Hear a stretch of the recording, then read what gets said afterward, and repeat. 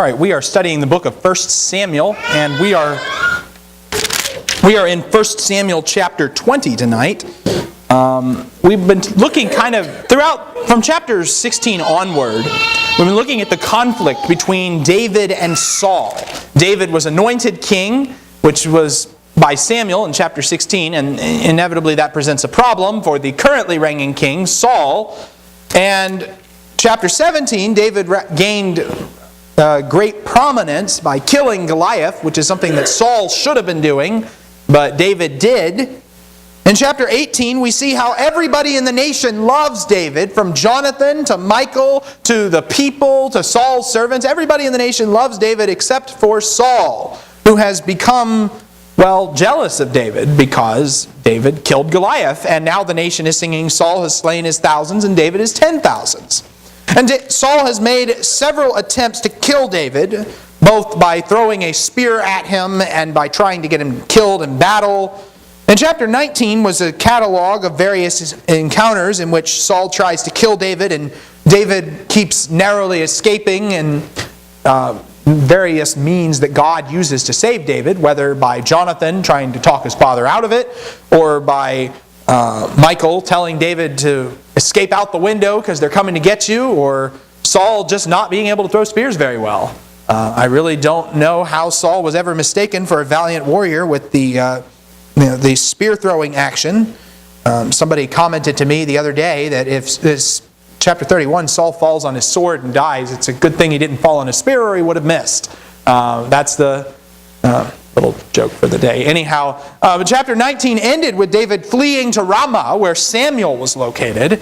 And Saul says, go get him at Ramah. And he sends a wave of servants. And of course that doesn't work because the Spirit of the Lord comes on them and makes them prophesy, and they don't capture David at all. He sends a second wave of servants, and he sends a third wave of servants, and the same thing keeps happening. And finally Saul decides, you know what? If you want to get something done right, you got to do it yourself. So Saul goes out to find David, and the Spirit of the Lord comes on him again and causes him to start prophesying, and he tears off all of his clothes and he lies down naked in front of Samuel, and people ask, is Saul also among the prophets? This is not a happy moment in Saul's life, in large part because, the Spirit of the Lord has come upon him and caused him to do mad things, crazy things. He is no longer the servant of the Lord that he was in chapter 11. He has fallen far. And now we get to chapter 20, and chapter 20 is really kind of the point at which David flees from Saul for the last time. David and Jonathan the bulk of this chapter is devoted to a test that David and Jonathan arrange for Saul's intentions, to figure out what in the world is Saul planning. And ultimately it results in David's plan to flee into the wilderness. Okay, so let's go ahead and start by reading. Can I get somebody to read the first 11 verses of chapter 20?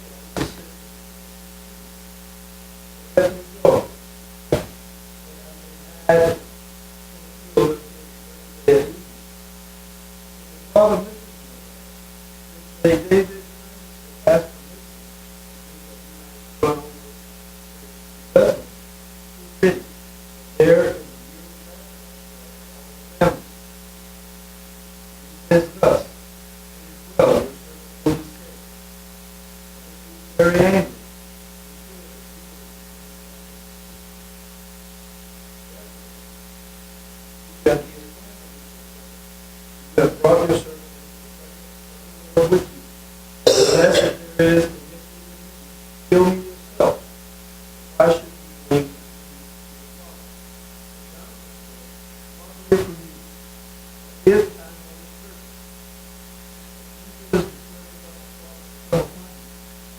then would I tell what I have David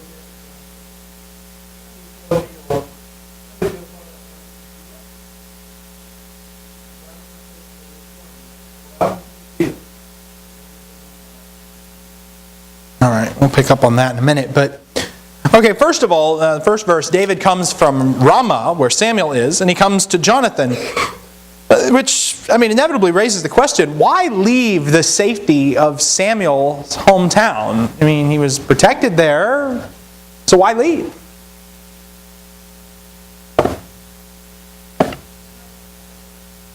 Might have been told to, okay, don't get an instruction in the text that tells us that, but, let's...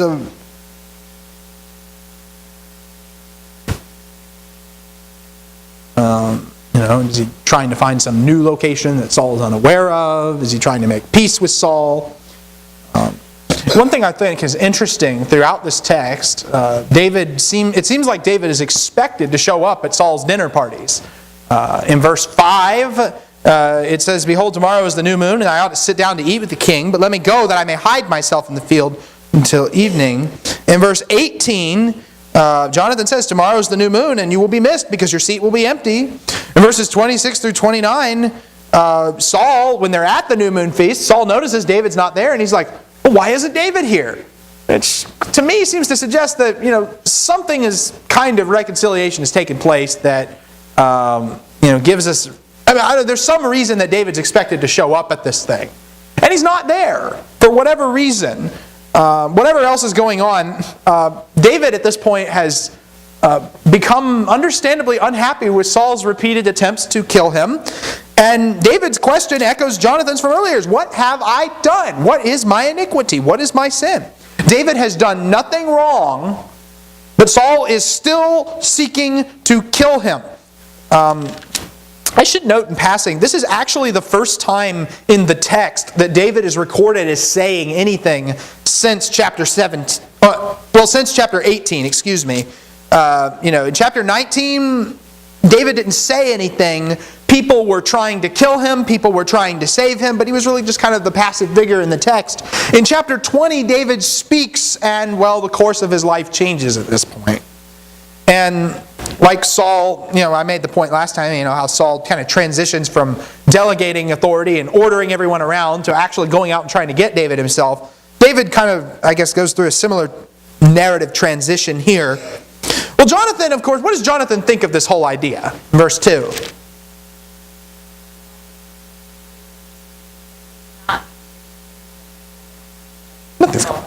Yeah, exactly. Dad's not going to kill you. He would tell me about it first. Why would Jonathan expect something like that?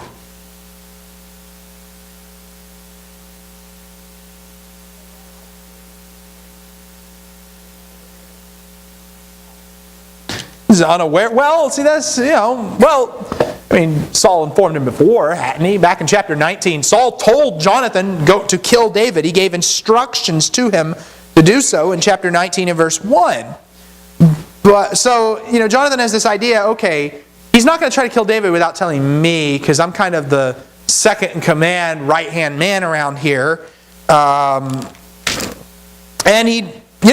the great part about that is in verse 6 of chapter 19, Saul had listened to Jonathan. Jonathan reasoned with him and said, David hasn't done anything wrong. And Saul said, yeah, you're right. So Jonathan has a pretty high estimation of his relationship with his father. Why should my father try to hide this from me? It is not so. Well, David still insists. He says, your father's not going to tell you, because he's figured out, that we have this friendship. He's figured out that, we have this relationship here, this covenant with each other. And as the Lord lives, there's hardly a step between me and death. The Lord is going to, Saul's going to try to kill me. The repeated instances of Saul's family members harboring David had probably made him a little suspicious about trusting them. And so Jonathan says, okay, verse 4, I'll defer to your judgment. And they've got this plan they put together. The plan comes in two phases, which we already read about. First of all, they have a test for Saul. The new moon festival is coming, and David is expected to eat with Saul. Just a little bit about the new moon festival. The new moon festival was held every new moon. It's at the beginning of the month. The Hebrews weren't like us. Their calendar, every month on their calendar had the same number of days. It was always 30 days, and it corresponded perfectly with the lunar cycle. And they had the new month marked the beginning of the new moon. I said that backwards. The new moon marked the beginning of the new month. And I mean, the new moon was important. It's mentioned only in one place in the law, in Numbers chapter 28. In Numbers 28 and verses 11 through 15, it mentions how there were extra sacrifices that had to be offered on that day.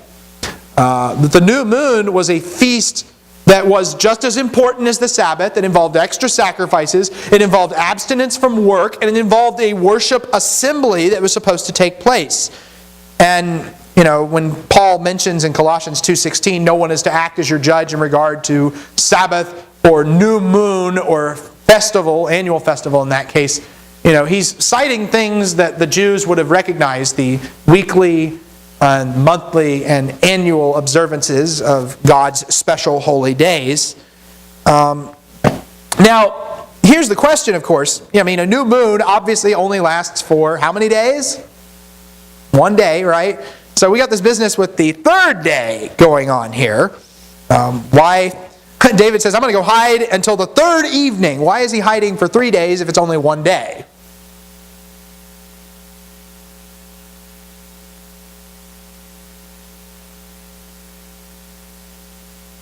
Okay, all right. That was probably an unfair question. Well, there's a couple things we need to keep in mind. First of all, the Hebrews reckon days starting sundown to sundown. They reckon starting with the evenings. So tomorrow technically starts at sunset today. Secondly, we have to keep in mind that there were unusual circumstances where the new moon festival actually lasted 2 days. The new moon itself was not always observable on the first day of the feast, so they would sometimes drag it on into a second day, which then we have 3 days reckoned inclusively. The first day being that night, the second day being the day when Saul assumes that David is unclean in verse 26, and the third day being the day that Saul gets angry, which is called, in verse 27, it's called the second day of the new moon. David's place is empty and Saul gets angry. So it's just kind of interesting to note that the third day doesn't always mean, 3 days as we would think of it. It's very much similar to Jesus in the tomb. Jesus said he would rise from the dead on the third day, but if you actually sit down and do the math, he's only in the tomb for a maximum of 36 hours. So, the point is that time is reckoned inclusively. Part of a day counts as a whole day. It's one of those little tidbits. It's important, I think, to know that because, sometimes people will, try to launch some skeptical attack, on the Bible based on some minutia like that. And the truth of the matter is that that's just the way they talked about time back then. And that's kind of the way we talk about time now, for that matter, too. It's not highly unusual at all. So the test they arrange is this, that if Saul asks about David, they're going to engineer this excuse that he's celebrating the monthly sacrifice with his family this time. It was actually, in verse 6, he says, it's actually an annual sacrifice for us, for the whole family. We have our special, I guess it wasn't a Thanksgiving holiday, but they had an annual sacrifice they had to observe for the whole family, and David wanted to go observe it, and that's the excuse they're going to give to Saul. And if Saul's okay with that, then David's okay. And if Saul's not okay with that, then David's got reason to be concerned. His life is in danger. David reminds Jonathan of their covenant in verse 8, and he challenges him. He says, if there actually is iniquity in me, put me to death yourself. Don't bring me to Saul. Don't hand me over to him. Just put me to death yourself. Because, if there's a reason to kill David, there's no reason for Saul to here Saul, David has done wrong, put him to death. There's no reason for Jonathan to play betrayer. David's innocence is being affirmed in all of this. Jonathan shouldn't protect David if he's not worth protecting. Well, of course, what's Jonathan got to say to that?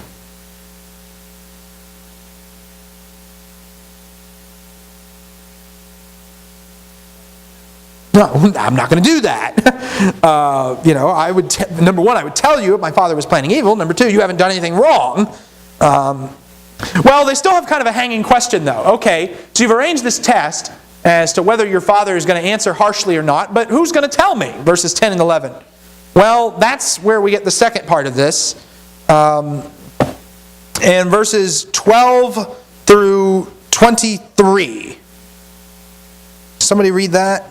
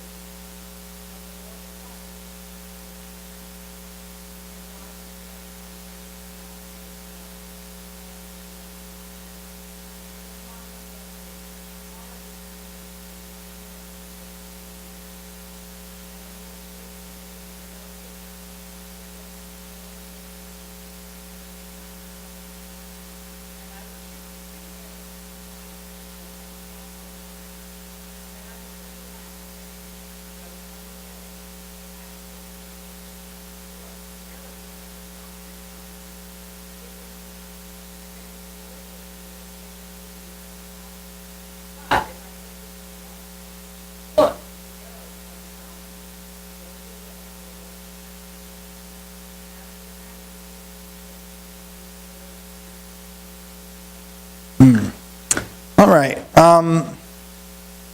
So, David and Jonathan go out in the field. They make a covenant again. Jonathan swears another oath again. Jonathan makes a request of David in verses 14 and 15. And what is that request?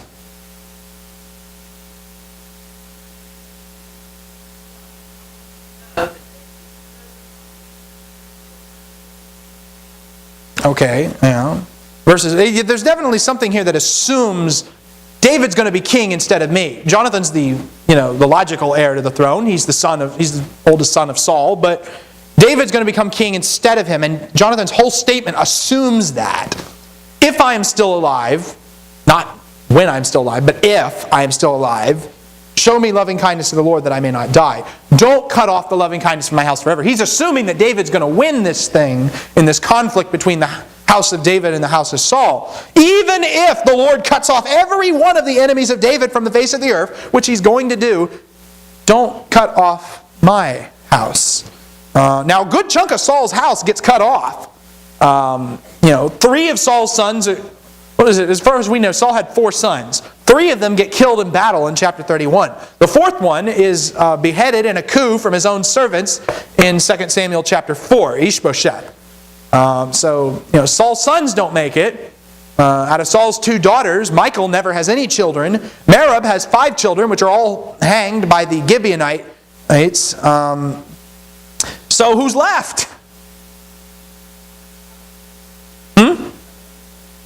Okay, yeah. Jonathan had a son as well, Mephibosheth. And, in 2 Samuel chapter 9, David kind of brings the conversation up. Is there anyone left in the house of Saul that I may show him kindness for Jonathan's sake? And they locate Mephibosheth, who is lame, who isn't anywhere near consideration for the throne of Israel at all. And David gives him a place at the table. He fulfills his word to Jonathan here to show loving kindness of the Lord to his descendants. Even though most of David's enemies have been cut off, David's still able to show kindness to the house of Jonathan. And so Jonathan made David vow because of his love for him, because he loved him as he loved his own life. Verse 17. Now they arranged this arrow test. David's going to be missed because his seat will be empty in verse 18. And you ever hear that verse ripped out of context and used in a sermon on church attendance? You will be missed because your seat will be empty. That's an example of how not to preach on Old Testament narrative. But it's basically a summary of the plan from earlier. But we need a way of informing what David of what Saul's actual response is, and doing it discreetly. So after 3 days, Jonathan's going to come out to the field and pretend to be doing customary target practice with his bow and arrows. And he's going to have a servant boy available to retrieve his arrows, and the instruction he gives will be the sign. Literally, it says, the arrows are from you and here, or the arrows are from you and beyond, which probably a contrast between, the arrows are really close by or they're really far away, is what he's doing here. Sometimes Hebrew idiom is weird in how it comes across in translation. But where the arrows land is symbolic of where David will land. If they land close, then David gets to stay close. And if Jonathan shoots them far away, it's a sign that David's going to have to go far away. But regardless of where David ends up, verse 23, the Lord is between you and me forever. Even though we have to separate, we'll still be friends forever. There's kind of a hope or spiritual bond survives even distance and ultimately even the grave. Even though Jonathan dies in battle, I think there's a sense in which, yes, the covenant between them will still be realized in the resurrection of the dead as well. So there's some hope there. Let's stop here for a minute. Are there any comments or questions down to verse 23? I know that I'm kind of blazing through some of this. Verse 24, the plan gets implemented. I'll go ahead and read this one. In verses 24 through 34. So David hid in the field, and when the new moon came, the king sat down to eat food. The king sat on his seat as usual, the seat by the wall. And Jonathan rose up, and Abner sat down by Saul's side, but David's place was empty. Nevertheless, Saul did not speak anything that day, for he thought, it is an accident. He's not clean. Surely he's not clean. It came about the next day, the second day of the new moon, that David's place was empty. So Saul said to Jonathan his son, why has the son of Jesse not come to the meal, either yesterday or today? Jonathan then answered Saul, David earnestly asked leave of me to go to Bethlehem. For he said, please let me go, since our family has a sacrifice in the city, and my brother has commanded me to attend. And now, if I have found favor in your sight, please let me get away that I may see my brothers. For this reason he has not come to the king's table. Then Saul's anger burned against Jonathan, and he said to him, you son of a perverse, rebellious woman, do you not know that you are choosing the son of Jesse to your own shame and to the shame of your mother's nakedness? For as long as the son of Jesse lives on the earth, neither you nor your kingdom will be established. Therefore now send and bring him to me, for he must surely die. Jonathan answered Saul his father and said to him, why should he be put to death? What has he done? And Saul hurled his spear at him to strike him down, so Jonathan knew that his father had decided to put David to death. And Jonathan arose from the table in fierce anger and did not eat food on the second day of the new moon, for he was grieved over David because his father had dishonored him. All right, so they implement the plan. David hides in the field. They all sit down to eat. Saul gets the wall seat. Jonathan and Abner get their seats, but David's seat is empty. And Saul notices, but he doesn't say anything the first day. He just kind of mentally excuses David. Maybe he's just defiled himself. You're not supposed to eat the sacrifice of the Lord when a state of uncleanness. So that's probably what happened. He's just unclean. He'll be here tomorrow because you get a day to cleanse yourself. And we'll read that and in verse 26, and you kind of, I don't know about you, but I kind of want to root for Saul a little bit there, because there's like a hope that maybe he hasn't just completely lost his mind. He's trying to assume the best intentions for David here. The tables get turned in verse 30 though, because Saul does react violently and he does react badly. And so there again we see Saul as the hopeful figure who ultimately becomes the tragic figure who ultimately loses out. You want Saul to do the right thing, but he doesn't. He does the wrong thing instead. Ever since chapter 13, he forced himself to offer the sacrifice of the Lord without permission. That's where it goes. Once you force yourself to start doing what's wrong, it just gets easier and easier. And we get down here to the second day of the new moon in verse 27. And same as before, David's seat is empty. And same as before, Saul notices. And Saul wants to know why, understandably. So he asks Jonathan, where's David been the last 2 days? And Jonathan gives the rehearsed excuse. Well, Saul finds out his initial assumption was wrong. David didn't miss the feast because he was unclean. David missed the feast because, well, he wanted to spend the new moon with his family. But certainly that's understandable, right? No. To Saul, not. In verses 30 through 34, Saul has a rather violent reaction. You son of a perverse, rebellious woman. I get a suspicion that's probably a soft translation of the Hebrew. Some of the modern versions actually render it with profanity. I don't know if we'd go that far or not. I wouldn't be surprised if Saul is using bad language, but I'll just throw that out there for what it's worth. Saul is aware of David and Jonathan's friendship. And he says he's choosing it to his shame and the shame of his mother's nakedness. Again, there's something on that idiom that's probably lost in translation. It's, he's saying some rather nasty things here. There is an interesting wordplay on sonship, though, too. In verse 31, it says, as long as the son of Jesse lives on the earth, neither you nor your kingdom will be established. Therefore, send him, bring him to me, or he must surely die. Or literally, he is a son of death. So, Jonathan is the son of a perverse woman. David is the son of Jesse. But according to Saul, David's really the son of death. And we need to bring him here so we can kill him. So this kind of this wordplay going on throughout the text. And Jonathan does what he did before. He tries to reason with his father, just like in chapter 19. What has he done? He points out to Saul, David hasn't done anything wrong. He's actually been a benefit to you. He's kind of helped you out in getting rid of the Philistines. But Saul will not listen to reason. Instead, Saul does what he's been doing to David. He does it to Jonathan. He's thrown 2 spears at David. Now he throws one at his son. This isn't the first time we've seen Saul try to kill Jonathan, by the way. Remember back in chapter 14 when Saul made the foolish vow, anyone who eats anything will be put to death. And Jonathan doesn't hear about it. He eats honey. And Saul finds out about it and he tries to have Jonathan killed because of that. So Jonathan and Saul have already had a strained life and death type relationship in the past. Somebody here who's clearly mentally unbalanced, among other things. But, just as David, played the harp for Saul and that worked for a while and then it stopped working. Jonathan tried reasoning with his father and that worked for a while and then it stopped working. This is what sin does. This is how ugly it is. It makes people unreasonable. And it just goes worse and worse because you make a decision at the start to do what is wrong. Saul throws the spear at Jonathan. Jonathan leaves the table in anger. His father's stubborn refusal to make things right has made Jonathan angry. And this would be an example of righteous anger. I know that everybody in the world likes to call their anger righteous anger when it's really not. But in this instance, I think Jonathan actually has that. His father won't do the right thing. So Jonathan is understandably angry.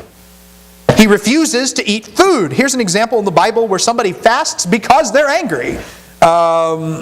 And he's grieved over David.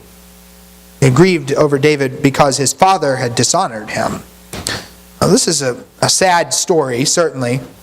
But then the saddest part of all comes in verses 35 through 42 when we have to watch this painful parting. So I'm going to volunteer to read from verse 35 to the end of the chapter.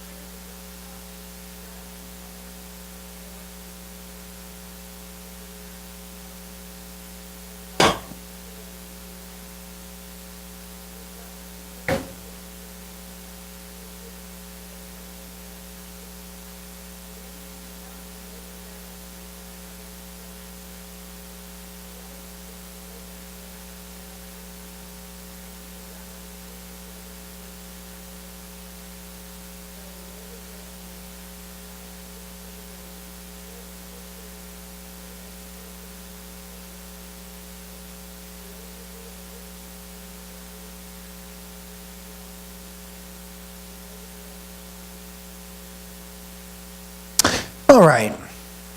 The next morning, they go out. Jonathan goes out in the field for his appointment with David.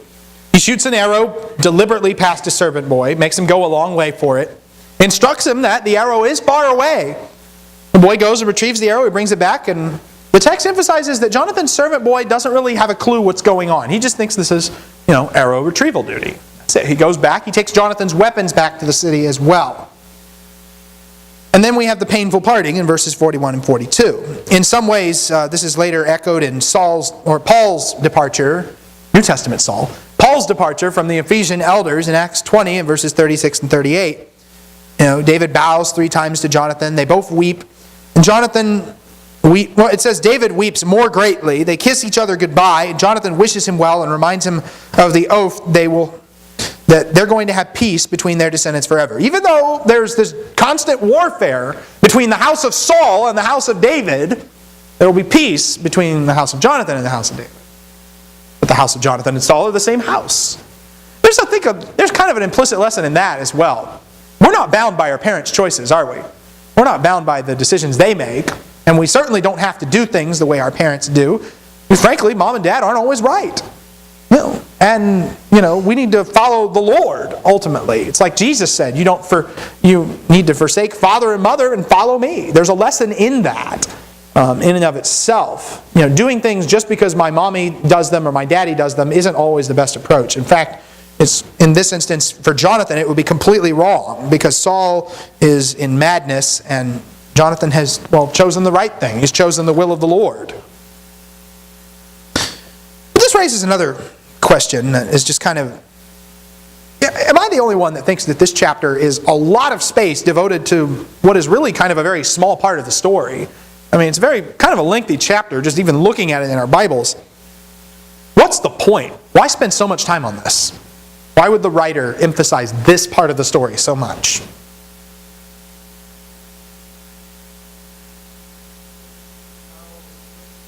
Okay, there's a lesson there in the power of friendship. Good. And friendship over family. Okay.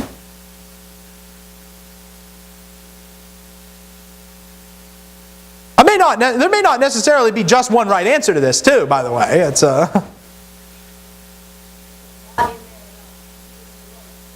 Yes, that's true.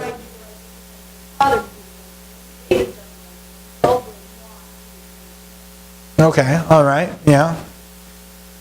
I mean, David is, we're expecting David to become king. He's been anointed already in chapter 16. He's become very popular. What's the last thing you expect to happen to the king on his road to power? Run away from your kingdom and your palace and everything else, yes. And go live in the desert. Because that's what he does. He goes and lives in the desert.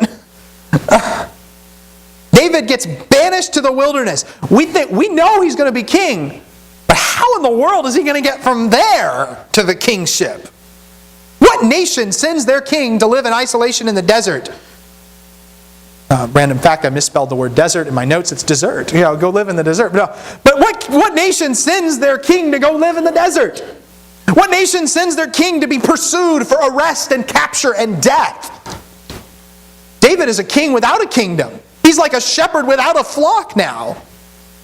And it's interesting, he started out, he was the weakest of all candidates for the throne. He was the guy that nobody thought would be king. He was the afterthought who wasn't even invited to the festival as a candidate. And yet, they have to call him specifically from the field so Samuel can anoint him to be the shepherd over all Israel. And he has success. But once again, he is the personification of human weakness. He has to flee for his life into the wilderness before he can become king.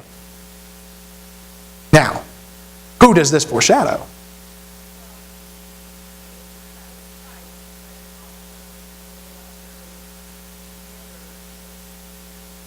Well, yeah, there's something to that as well. It mirrors Moses and it does. It shows that as well. I mean, it mirrors the experience of Israel in the wilderness too, as we're going to see in a little bit as well. There's definitely a lot of echoes between David's time in the wilderness and Israel's time in the wilderness. But I was going for Jesus, ultimately, yes. And because, the Bible's about Jesus, is it not? And if we miss that, we've missed the point. Jesus, who was tested in the wilderness like David, rejected like David, reduced to a situation of weakness like David, all He became the least of all so that he could become exalted above all. He subjected himself even to the point of death so that he could become exalted to the right hand of God and given the name above every name, so that at the name of Jesus every knee will bow and every tongue will confess that He is Lord. But, it's the pattern of Philippians 2, humility before exaltation. And the same thing is true of Moses, and the same thing is true of David, and the same thing is true of the nation of Israel in the wilderness, and the same thing is true of us. Before we can be exalted to be with God, we have to humble ourselves. Humble yourselves under the mighty hand of God, and He will exalt you at the proper time. That's in the Bible twice, in James 4 and in James 4 and in 1 Peter chapter 5. We might consider the fact that we are commanded in Philippians 2 to have the same mind in yourselves, which was also in Christ Jesus. Because Jesus didn't see it as being about His rights. He didn't see it about being, I'm going to hold on to my position. He gave up His position because He loved us. He sacrificed Himself for us. He demonstrated humility. He wasn't interested in getting His way all the time. That's the pattern for our behavior as well. And David's not perfect, obviously, but David is very much in the right in this story. He's done nothing wrong, and yet he is now being banished away. And even in that context, there is hope in trying to maintain these relationships and wanting it to work, and having the best interest of the other person at heart. Yes. Christ God set up church